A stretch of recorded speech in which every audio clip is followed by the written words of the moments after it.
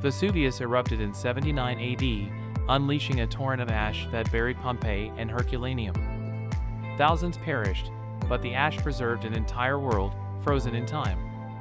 Walking through Pompeii feels like stepping into history. Houses, shops, and even the haunting plaster casts of victims caught in their last moments.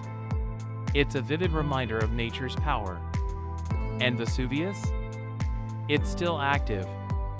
Hiking to the summit offers breathtaking views of the Bay of Naples, but tread carefully, it's a stunning sight with a dangerous edge. If you find yourself in Italy, don't miss this legendary volcano, just keep a safe distance.